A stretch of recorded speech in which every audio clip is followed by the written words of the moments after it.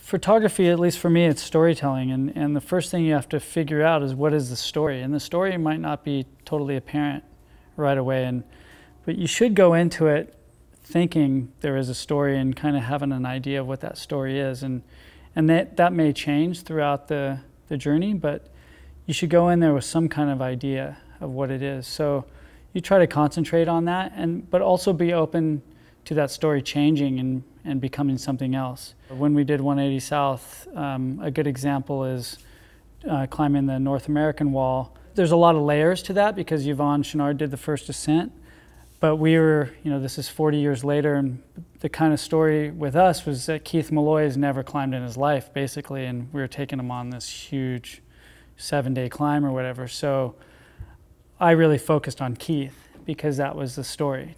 And there's a lot of different layers, but that was the main story is Keith's experience as a climber. And there's photos that reflect that. There's photos of him kind of tucked in away in a cave and kind of this other seasoned climber have a smoke, all relaxed, and Keith is just gripped, and so that story was kind of an easy, obvious one. I think where you can get in trouble is to where you get too attached to what your idea was in the first place.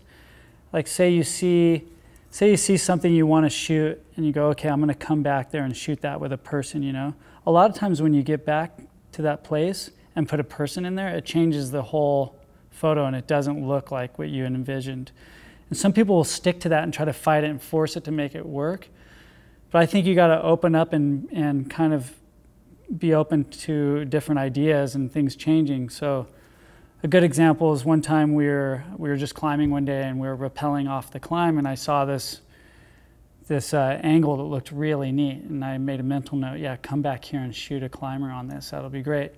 So we came back and we got all the way up there, and once she got into position there, it just didn't look exciting at all. It just didn't work for me, and then I did a little research and realized that angle has been shot before too, so I'd be just reshooting it. So I had to figure something out that I had to take a different angle or something, So, and the light was fading, the sun was setting, we were going to lose our light. So I just kind of moved around and goofed around with the camera a little bit and tried to figure something out. And I had this angle where this rock kind of hung down in the foreground and kind of gave it more of a dynamic look, Story can always change, but always have a story in mind, This day and age, research is easy because you have Google, and so you can just go online and you can search images, and it's a great thing to do. If you see something, especially if you think it's never been shot, you might want to Google it first because odds are it probably has been shot, and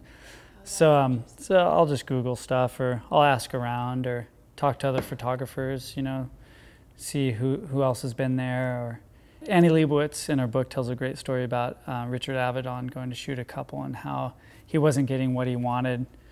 He had this idea and it wasn't happening, and he knew they liked this particular dog, and they were kind of a gloomy couple, I guess, and they're poets or artists or something, and he wanted to get more of a gloomy shot. So he lied and said on the way there they ran over a dog or a couple dogs, and they were in shock, and they got this look on their face, and he took a photo, and it's like this famous photo but he got what he wanted, but he had to lie to do it, But it's because he knew he did his research, So you always want to figure out something about you want to do your research before you go out and shoot somebody. And of course, the idea with a portrait is you're trying to tell that person's story in one frame, which is really hard. It's like having a whole movie just in, a split second. So it's really difficult to capture somebody with a photograph, and so you want to either them really well, or you have to learn about them. And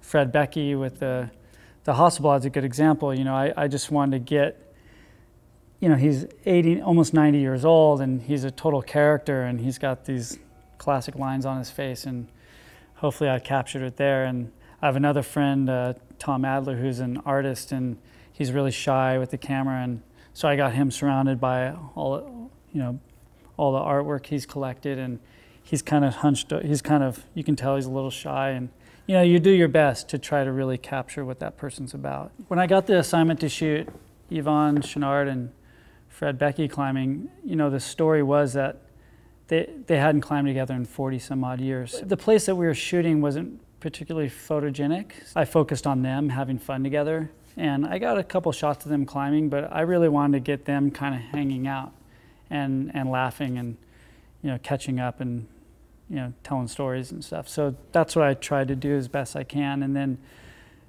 after that, I wanted to get a really good portrait of Fred Beckey and just kind of capture him as a person. And that was a tough one because I only had 15 or 20 minutes to take that photo. And the photo editor at Patagonia actually tricked Fred.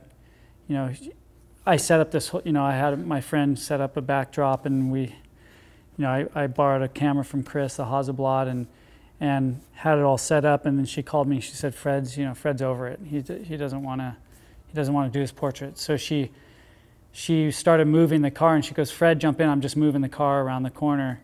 And she tricked him, and she drove him up to where we were shooting. And when she got there, she goes, "Look, he's not into it. You got 15 minutes." So, and I was using a camera that I'd never shot before, you know. So it was kind of crunch time a little bit, you know. And so I just had to kind of focus on him, and I was trying to get something out of him, and you know, my friend who was assisting me and that photo editor was like, "What do you want him to do? What do you want him to do?" And I was purposely not asking him to do anything because I wanted to get a candid photo, so I wasn't going to direct him, but he was interacting with them, and I was just shooting away as he was interacting with them. So that's kind of how I got what I wanted out of him without directing him or something, you know.